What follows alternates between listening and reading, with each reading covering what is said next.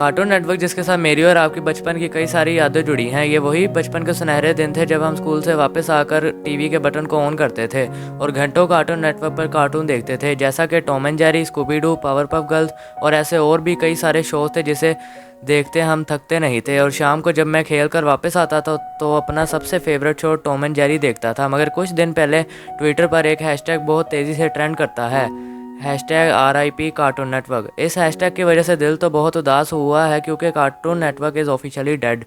Recently Warner Bros ने announce किया है कि वो कार्टून नेटवर्क को ऑफिशियली बंद कर रहे हैं। मगर कार्टून नेटवर्क को बंद क्यों किया जा रहा है और ऐसी कौन सी वजह है जिससे कार्टून नेटवर्क को बंद करना पड़ रहा है, ये सब कुछ जानेंगे आज के इस वीडियो में।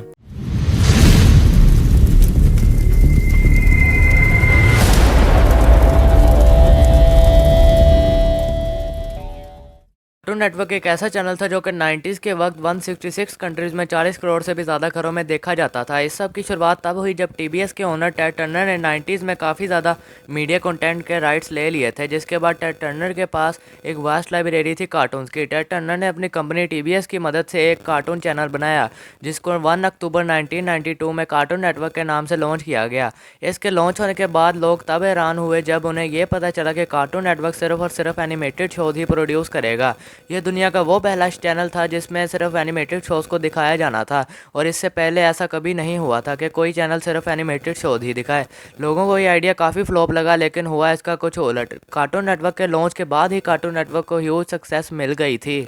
1993 में कार्टून नेटवर्क ने अपने ओरिजिनल कार्टून बनाए, like the Moxie show and the space ghost. इसके बाद 1996 में कार्टून नेटवर्क का गोल्डन एरा शुरू हुआ, जिसके बाद कार्टून नेटवर्क ने फिर दोबारा पीछे मुड़कर नहीं देखा और यहाँ उन्होंने ऐसे शोज़ बनाए जो पूरी दुनिया में बहुत पॉपुलर हुए और उस वक्त हर घर में बच्चों से लेकर बड़ों तक ये शोज़ देखे जाते थे, like the power girls, Johnny Bravo and Mary More. ये वो शोज़ थे जो कि फ़नी थे और हर कोई इन्हें देख सकता था। इसके अलावा भी ऐसे शोज़ कार्टून नेटवर्क ने प्रोड्यूस किए जो कि काफ़ी फेमस हुए और आज भी काफ़ी लोग इन्हें बड़े शौक से देखते हैं। इसके बाद 2007 में आया बेन 10, जिसने हर किसी के दिल में राज किया।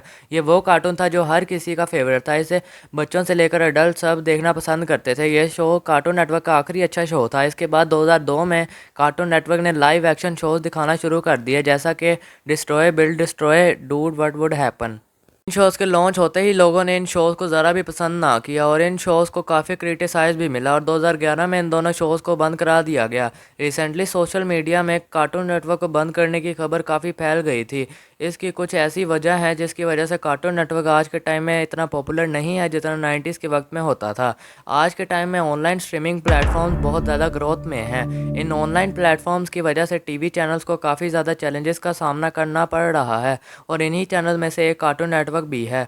आज के वक्त में हर घर में स्मार्टफोन मौजूद हैं और इन स्मार्टफोन्स में यूट्यूब में हर किस्म के कार्टून्स के एपिसोड आसानी से मिल जाते हैं और बच्चे टीवी चैनल पर कार्टून देखने की बजाय ऑनलाइन स्ट्रीमिंग प्लेटफॉर्म्स पर देखना पसंद करते हैं। नेक्स्ट रीज़न है प्रोग्रामिंग डिसीजन का, जो कि कार्टून नेटवर्क का सबसे बड़ा फॉल साबित हुआ क्योंकि कार्टून नेटवर्क के शोज़ में चेंजिंग और इन शोज़ को कैंसिल करने के डिसीजन ने कार्टून नेटवर्क की व्यूअरशिप को काफ़ी धचका दिया। कार्टून नेटवर्क के popular shows like Tom and Jerry, Ben 10, power of girls, Oggy and cockroaches को दिखाना बंद कर दिया गया। इसकी वजह से कार्टून नेटवर्क के ऑडियंस दूसरे कार्टून चैनल यानी कि हंगामा और पोगो पर शिफ्ट हो गए। अब कार्टून नेटवर्क को कम बैक करने के लिए कुछ नया चाहिए था क्योंकि डोरेमोन और छोटा भीम जैसे शोज़ ने कार्टून नेटवर्क के ऑडियंस को अपनी ऑडियंस में शिफ्ट कर लिया था, जिन शोज़ को बच्चे ज़्यादा पसंद करने लगे। इन्हीं शोज़ को देखते हुए कार्टून नेटवर्क ने कुछ नए शोज़ लॉन्च किए, जैसा कि अंकल ग्रैंडपा, सुपर नूब्स और प्रॉब्लम सॉल्वर, जिसे लोगों ने काफ़ी ज़्यादा हेट किया और काफ़ी क्रिटिसाइज़ भी किया। इन सब को देखते हुए और कंटेंट की कमी की वजह से कार्टून नेटवर्क ने पुराने पॉपुलर शोज़ को रिमूव करने का फैसला किया और हमें देखने को मिलता है टीन टाइटन्स को, जिसमें टीन टाइटन्स की वो फील्ड और उनका वो जाम इस शो में था ही नहीं और इस शोज़ में ऑडियंस को काफ़ी ज़्यादा मिक्स रिस्पॉन्स मिला। जिसके बाद रिबूट किया गया पावर ऑफ गर्ल्स का, जो कि एक डिजास्टर साबित हुआ और इस शो में भी वो पावर ऑफ गर्ल्स का जाम था ही नहीं। नेक्स्ट रिबूट किया जाता है बेन 10 का, जो कि सही मायनों में गार्बेज था जो कि कार्टून नेटवर्क ने हमें दिया। बेन 10 एक ऐसा शो था जिसे देखते हम थकते ही नहीं थे और इसका रिबूट देखने का दिल ही नहीं किया। ऐसा लगा जैसे कोई मेच्योर शो नहीं बल्कि बच्चों का शो है और ऐसे कई सारे शोज़ के रिबूट निकाले गए जिन्हें काफ़ी ज़्यादा हेट मिला। मार्केट में काफ़ी ज़्यादा कंपटीशन होने की वजह से कार्टून नेटवर्क को काफ़ी मसलों का सामना था। इनकी पुरानी ऑडियंस भी अब बड़ी हो चुकी थी और अब इन्हें न्यू ऑडियंस चाहिए थी, इसलिए इन्होंने ऐसा कंटेंट बनाना शुरू किया जो कि ईजी टू कंज्यूम हो, यानी कि जो देखा और भूल गए। इस एक और गलती की वजह से इनकी व्यूअरशिप काफ़ी हद तक डिक्लाइन हो चुकी थी और वक्त के साथ साथ टीवी केबल में भी काफ़ी डिक्लाइन देखने को मिला और सारी ऑडियंस नेटफ्लिक्स और ऐसे ही कई सारे स्ट्रीमिंग प्लेटफॉर्म्स पर शिफ्ट हो गई। कार्टून नेटवर्क के शो में क्वालिटी में भी काफ़ी डिक्लाइन आया, जिसकी वजह से कार्टून नेटवर्क की ओरिजिनलिटी गायब ही हो गई थी।